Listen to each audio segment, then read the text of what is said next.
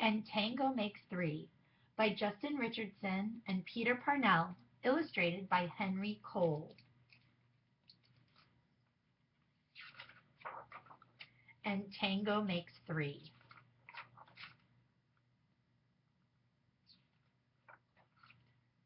In the middle of New York City, there is a great big park called Central Park.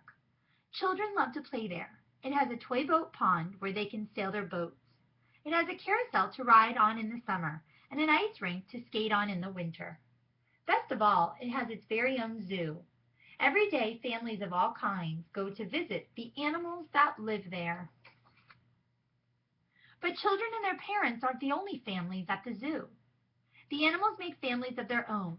There are red panda bear families with mothers and fathers, and furry red panda bear cubs.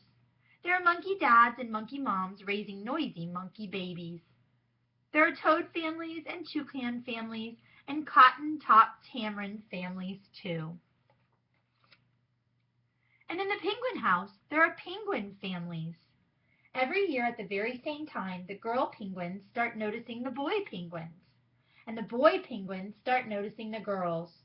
When the right girl and the right boy find each other, they become a couple.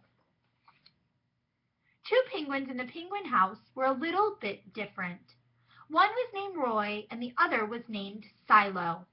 Roy and Silo were both boys, but they did everything together. They bowed to each other and walked together. They sang to each other and swam together. Wherever Roy went, Silo went too.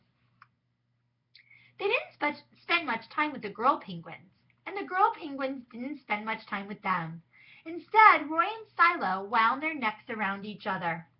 Their keeper, Mr. Gramsay, noticed the two penguins and thought to himself, they must be in love.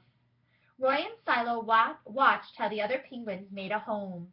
So they built a nest of stones for themselves.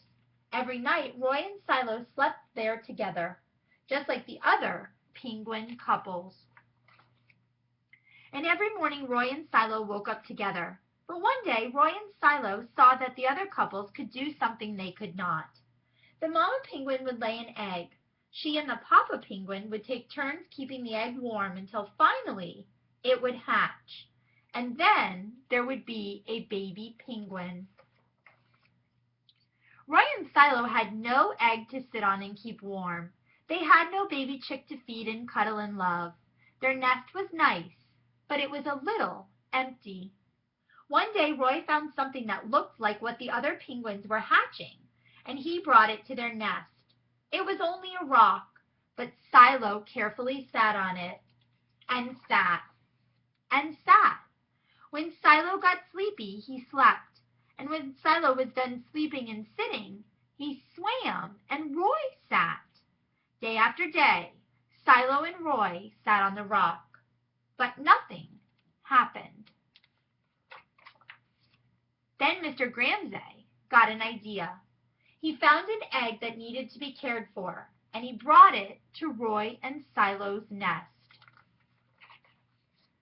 Roy and Silo knew just what to do. They moved the egg to the center of their nest. Every day they turned it so each side stayed warm. Some days Roy sat while Silo went for food. Other days it was Silo's turn to take care of their egg. They sat in the morning and they sat at night. They sat through lunchtime and swim time and supper.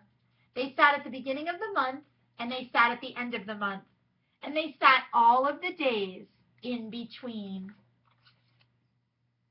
Until one day they heard a sound coming in from inside their egg. Peep, peep, peep, peep, it said.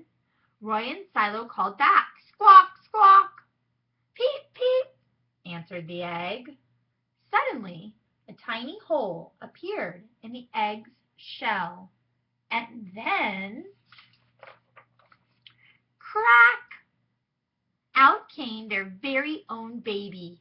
She had fuzzy white feathers and a funny black beak.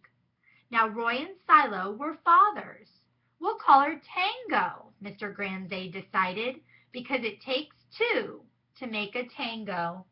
Roy and Silo taught Tango how to sing for them when she was hungry.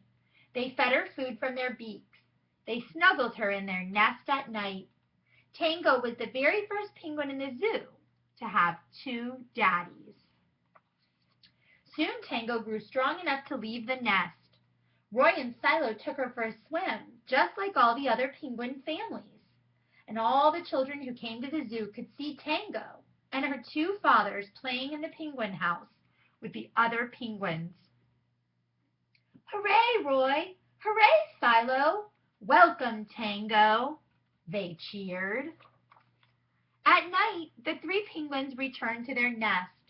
There they snuggled together, and like all the other penguins in the penguin house, and all the other animals in the zoo, and all the families in the big city around them, they went to sleep.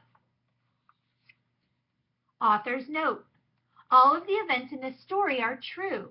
Roy and Silo are called chin-strap penguins because of the delicate line of black feathers that loops under their beaks, as if to hold a hat in place.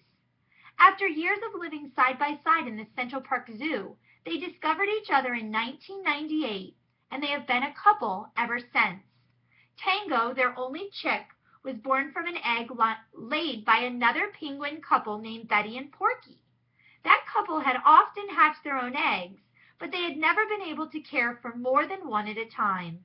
In 2000, when Betty laid two fertile eggs, Rob Gramsay decided to give Roy, Silo, and one of those eggs a chance to become a family.